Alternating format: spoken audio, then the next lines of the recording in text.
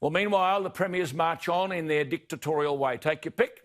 The Prime Minister continues to refuse to stand up to Andrews, apart from saying, well, any extension of emergency powers will undermine national confidence. Prime Minister, the Commonwealth, that is the taxpayers, fund this bloke Andrews and his dysfunctional administration. A real leader would tell him simply, Dan, or Kim Jong-Dan, no freedom, no money. And you might also tell him, Prime Minister, there's no epidemiological justification for lockdowns, and tell Gladys Berejiklian as well. She says, oh, she just might relax restrictions. She might, in regional New South Wales. Gladys, put the evidence on the table that justifies lockdowns. And Anastasia Palaszczuk and all the other premiers do likewise about closed borders. And if you can't provide the evidence, you are political frauds.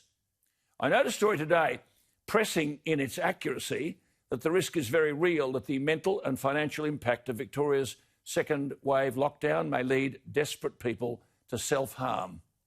Well, again, I say 99% of all cases are mild. The world has 829,000 deaths from coronavirus as of today, Thursday, 829,000. 5.3 million so far have died from cancer, 8.5 million from communicable disease, 1.6 million from grog. There have been more road traffic accident fatalities than coronavirus deaths. Do we ban cars? But there seems to be no end to the power grab by our political followers, you can't call them leaders, and fearmongers. They're not leaders at all. Because of the advice from May by Australia's Chief Medical Officer that we could face 14,000 deaths, here we are today. The modelling's a joke, 549 deaths.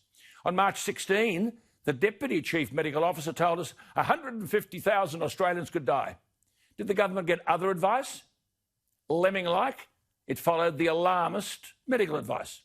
And of course, every day, this recitation of cases, when 99% of them are mild. They still haven't told us that. I'm the only one who tells you that. Professor Ross Fitzgerald, a magnificent scholar and Labor historian, wrote recently that when Scott Morrison was the Border Protection Minister implementing Tony Abbott's determination to turn back the boats, he said, and I quote, I'm not in the business of providing shipping news for people smugglers, unquote. So he didn't front the media on a daily basis. He didn't elevate the issue. What have we got now? Why wouldn't people be fearful when every day these political non-leaders announce hundreds of new cases and seemingly salivate at accentuating the alarmism by announcing the number of deaths? And then the Prime Minister chimes in, as Professor Fitzgerald said, with billions of dollars to keep the economy going through the, quote, worst year in people's lives. Are they kidding? In the last 24 hours, tragic as it is, there were 24 deaths. But every day, about 450 Australians die of natural causes. As Professor Fitzgerald says, about 150 in nursing homes every day. I repeat, 24 coronavirus deaths yesterday. But every day, about 136 Australians die from cancer. 48 die of heart disease. We don't have breathless news bulletins reporting all of this. We don't place people under house arrest or close down the economy. Professor Fitzgerald is an historian, and a good one, as he says, quote, there's never before been a general curfew imposed on any Australian city. Yet the Victorian government, he writes, at a time when 300 people were sick with coronavirus and about 20 in intensive care, decreed that 5.5 million Melburnians could only leave their homes for 2 hours a day and couldn't travel more than 5 kilometres.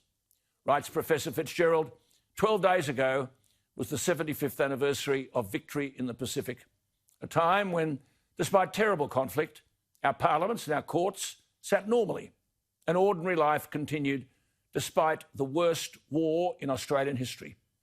Making daily casual announcements, stressing dangers, squashing freedoms and admonishing people to stay safe would not have been leadership then, he said, and it's not leadership now.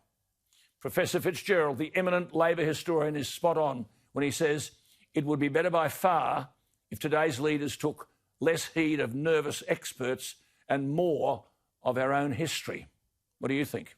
Alan at skynews.com.au or text me 0414 000 848.